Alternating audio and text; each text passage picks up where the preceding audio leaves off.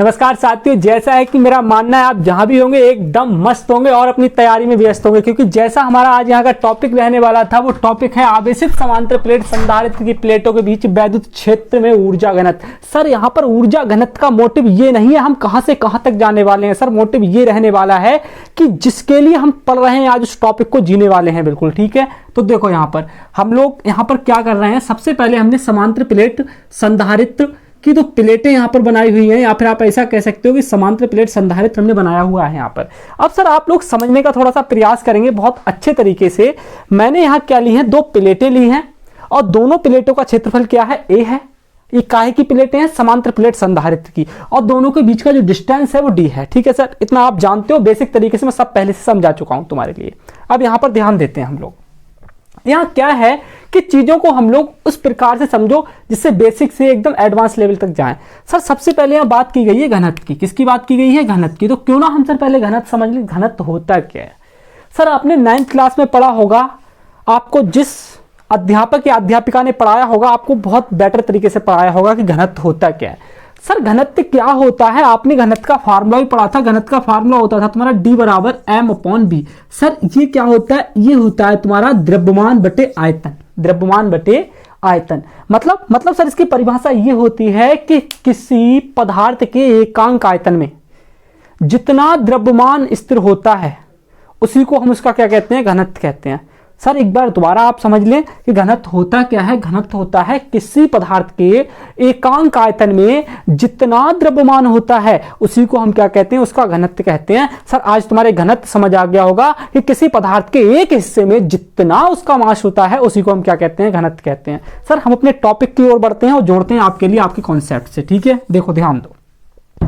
यहां पर जो हमारा कॉन्सेप्ट था, कॉन्सेप्ट क्या था कि आज हम ऊर्जा घनत्व के बारे में पढ़ने वाले हैं। किसके बारे में, ऊर्जा घनत्व के बारे में। अगर आपको हल्की सी आवाज वगैरह आ रही हो इधर उधर से तो आप लोग बिल्कुल भी परेशान ना हो, क्योंकि आप लोग अपने लिए जो काम कर रहे हैं एकदम बेस्ट कर रहे हैं। ठीक है, ध्यान दो।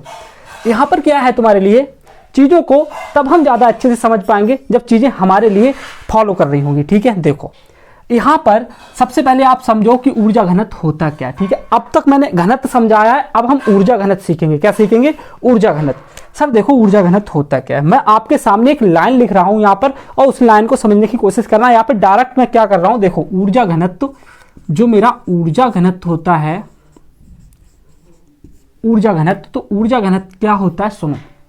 ऊर्जा घनत्व होता है कि समांतर प्लेट संधारित्र की प्लेटों के बीच एकांक आयतन में जितनी ऊर्जा संचित होती है उसी को हम क्या कहते हैं, ऊर्जा घनत्व कहते हैं। तो ऊर्जा घनत्व क्या होता है कि समांतर प्लेट संधारित्रों की मध्य जितनी ऊर्जा संचित होती है उसी को हम क्या कहते हैं, ऊर्जा घनत्व कहते हैं। ठीक है, इसका फार्मूला क्या होगा सर, फार्मूला होगा संचित ऊर्जा बटे आयतन, बटे आयतन। सर मैंने अभी हाल परिभाषा बताई आपके लिए और मैं लिख भी दे रहा हूं। ठीक है, देखो समांतर प्लेट संधारित्र,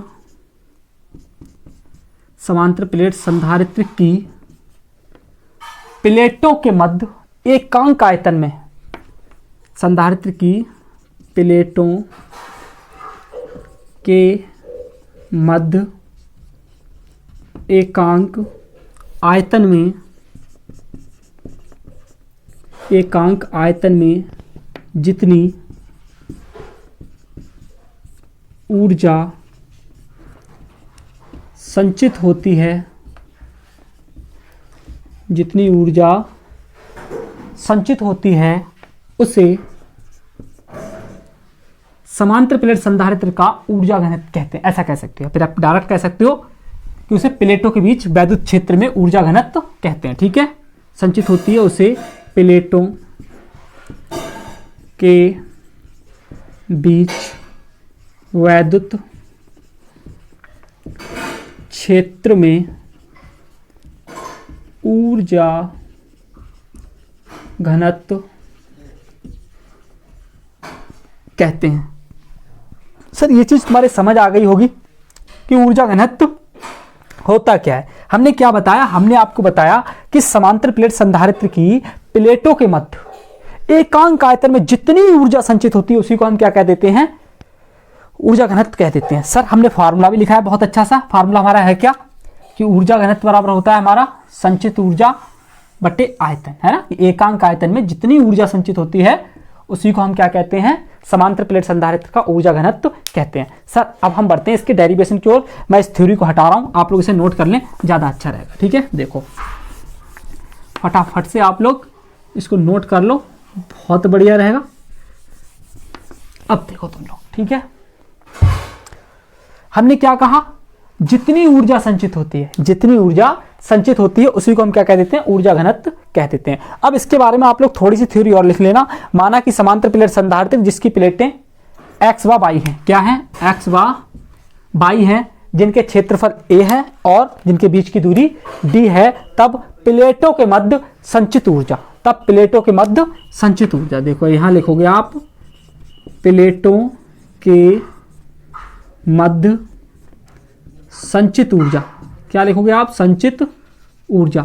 सर प्लेटों के बीच हम संचित ऊर्जा देखेंगे कितनी है। आप याद करो, मैंने एक दिन आपके लिए आवेशित चालक के लिए स्थितिज ऊर्जा निकलवाई थी, तो हमारी कितनी आई थी ऊर्जा, ऊर्जा आई थी हमारी हाफ CV स्क्वायर, है ना। तो ये भी एक हमारा आवेशित चालक होता है, तो इसके लिए ऊर्जा कितनी रहेगी, हाफ CV स्क्वायर। ये बात आप ध्यान रखना, ठीक है। तो हमारी क्या आएगी, संचित ऊर्जा आएगी हमारी हाफ CV स्क्वायर।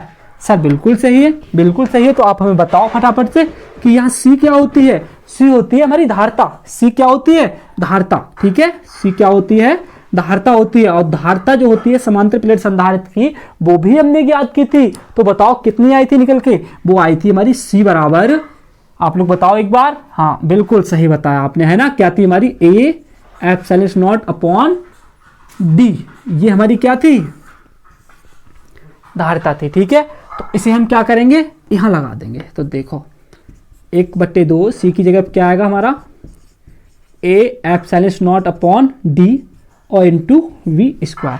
सर ठीक है, सर बिल्कुल सही है। सर आप एक बात बताओ, आप जानते हो प्लेटों के मध्य विभव मैंने आपको बताया था क्या होता है, B बराबर ED, क्या होता है, B बराबर ED, है ना। तो वो यहां लगा दो फटाफट से। तो देखो 1/2 A epsilon not upon D, और यहाँ B की जगह क्या आ जाएगा हमारा ED, है ना, और इसका क्या हो जाएगा स्क्वायर। सर नॉर्मल से है ना। तो देखो 1/2 A epsilon not upon D, और यहाँ आएगा हमारा E स्क्वायर और D स्क्वायर। सर आपके समझ आ गया होगा क्या, E स्क्वायर और D स्क्वायर। अब देखो D से D हो जाएगा, तो हमारा बचेगा क्या, इधर देख लो इस तरफ, है ना। यहाँ हमारा बचेगा बराबर 1/2 A एप्सिलॉन नॉट, और यहाँ हमारा क्या रह गया, इंटू में रह गया E स्क्वायर और D। सर यही बचा, बिल्कुल सर यही बचा है हमारा, और कुछ भी यहाँ पर अभी नहीं बचा हुआ, जितना है आपके सामने में रख दिया।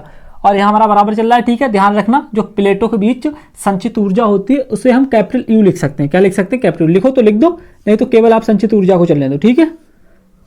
लिख दे रहे हैं, थोड़ा अच्छा लगेगा, ठीक है। ऐसे हम कैपिटल U से प्रदर्शित करते हैं। अब सर थोड़ा सा गौर करेंगे आप, थोड़ा अच्छे से बेसिक से, ठीक है। देखो ध्यान देना अच्छे से आप, ये A और D आपको नजर आ रहा होगा। इसे मैं कहाँ लेके आ रहा हूँ, इस U के बटे में लेके आ रहा हूँ। कहाँ लेके आ रहा हूँ, इस U के बटे में लेकर आ रहा हूँ। तो देखो यहाँ मेरा U बटे क्या आ जाएगा, A आ जाएगा, और क्या आ जाएगा D, बराबर में रह क्या गया मेरा 1/2 एप्सिलॉन नॉट E स्क्वायर, ठीक है सर ये रह गया। अब आप लोग थोड़ा बेसिक से बताना, बहुत अच्छे से बताना, ठीक है एकदम। देखो A यहाँ क्या होता है, A होता है सर क्षेत्रफल, A क्या होता है, क्षेत्रफल, A क्या होता है, क्षेत्रफल, और क्षेत्रफल का मात्रक क्या होता है, मीटर स्क्वायर। पक्का पक्का सर, डन। D क्या है यहाँ, दूरी, और दूरी का भी मात्रक क्या होता है, केवल मीटर, दूरी का मात्रक क्या होता है, मीटर, ठीक है। तो गौर से बताओ, जब मीटर स्क्वायर गुणा मीटर से होगी तो क्या आएगा हमारा, मीटर क्यूब। और मीटर क्यूब जो होता है आयतन का मात्रक होता है, किसका होता है, आयतन का। तो इतनी चीज को मैं बोल सकता हूँ आयतन। A गुणा D के लिए मैं क्या बोल सकता हूँ, आयतन बोल सकता हूँ। हाँ सर आप आयतन बोल सकते हो। ऊपर हमारा U है, और U क्या है, हमारी संचित ऊर्जा, क्या है हमारी मध्य संचित ऊर्जा, यही चलती आ रही है हमारी। देखो यहां से हमने लिखना प्रारंभ किया है, बराबर है ना, ये हमारी संचित ऊर्जा। तो यहाँ क्या है हमारे, संचित ऊर्जा बटे आयतन, क्या है, संचित ऊर्जा बटे आयतन। और संचित ऊर्जा बटे जो आयतन है, संचित ऊर्जा बटे जो आयतन है वो किसके बराबर है सर, किसके बराबर है? आप कहोगे सर यही हमारा किसके बराबर है? ऊर्जा घनत्व के बराबर है। किसके बराबर है? ऊर्जा घनत्व के बराबर है। तो ध्यान रखना, मैं इसकी जगह पे क्या लिख सकता हूं? ऊर्जा घनत्व लिख सकता हूं। ठीक है, ये बात आप ध्यान रखना। मैं इसे हटा रहा हूं, देखो इसकी जगह क्या आएगा मेरा? ऊर्जा घनत्व। ठीक है, ध्यान रखना, ऊर्जा घनत्व। और बराबर मेरा क्या रह गया? 1/2 एप्सिलॉन नॉट ई स्क्वायर। सब नॉर्मल है? हाँ सर, बिल्कुल ही रह गया। अब एक बात बताओ, जो तुम्हारा ऊर्जा घनत्व है, इस ऊर्जा घनत्व के लिए हम लोग स्मॉल यू से प्रदर्शित करते हैं। तो 1/2 एप्सिलॉन नॉट ई स्क्वायर, और ये हो जाएगा हमारा ऊर्जा घनत्व का व्यंजक। हमें आशा है कि आपको वीडियो पसंद आई होगी। अगर वीडियो पसंद आई है तो वीडियो को लाइक करें, चैनल को सब्सक्राइब करें, अपने दोस्तों में शेयर करें। हमें आपके सपोर्ट की बहुत आवश्यकता है। जय हिंद।